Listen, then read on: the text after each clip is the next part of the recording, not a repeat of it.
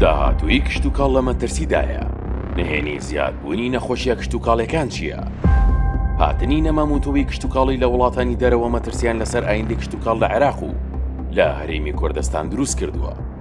ئایا نهێنیەکانی ئەو مەترسیانە چییە؟ چۆن تۆوەکان بوونەتە مەترسی بۆ داهاتووی کشت و کاڵ؟ فورات تەمیمی سەرۆکی پێشووی لژنی کشت و کاڵی پەرلەمانی عێراق ڕایگەیاند لە 10 ساڵی ڕابردوودا دەیان نەخۆشی کشت و کاڵی نوێ سەریان هەڵداوە. تەنها بۆ بەرهەمی خورما 10 تا 15 نەخۆشی زیاد بووە کە پێشتر ئەو نەخۆشیانە لە عێراقدا نەبووە. ئەو پەرلەمانتارەی پێشووی عێراق ئاشکرای کردووە. هاوردەکردنی نەماموتۆ و لە دەرەوە هۆکاری سەرەکی زیادبوونی نەخۆشیە کشت و کاڵەکانە. نەخۆشیە کشت و کاڵەکان لە هەرێمی کوردستانیش زیادیان کردووە. بە شێوەیەک هاوینی ئەمساڵ تەنها لە بەرهەمی خەیاردا 3 جۆری نەخۆشی زیاد بووە کە پێشتر لە هەرێمی کوردستاندا نەبووە. ئەوە جگە لە جۆر و بەرهەمەکانی دیکەی سەوزە و میوە. ئەو تۆوانەی لە وڵاتانەوە هاوردە دەکرێن بوونەتە جێگەی گومان، جگەلەوەی کە ناتوانرێت هیچ تۆوێکیان لەبەر بگیرێتەوە. تەرسیشی لەسەر داهاتووی کشت و کاڵ دروست کردووە.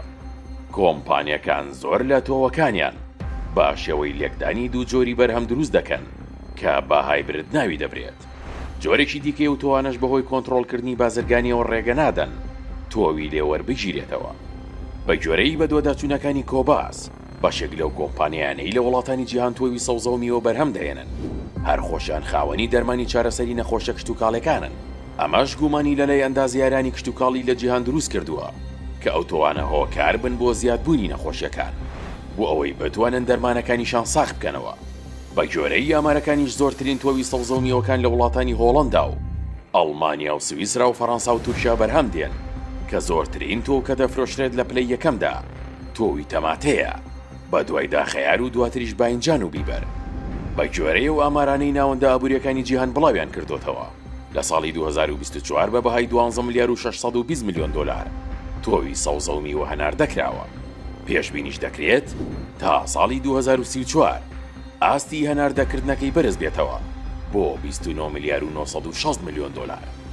ئەگەرچی بەرهەمی ناوخۆی لە تام و تەندروستیدا باشتر و جوانترە، بەڵام بەهۆی کەمی ڕێژەی بەرهەمەکەی جوتیاران ناچارن ڕوو لە تۆوی هاوردەکراوی کۆمپانیەکان بکەن تا بتوانن بەرهەمێکی زۆریان هەبێت.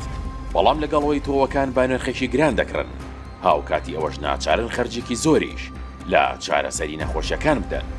زیادبوونی نەخۆشیەکان زۆرجار هۆکارەکەی بۆ گۆڕانی کەش و هەوا دەگەڕێتەوە.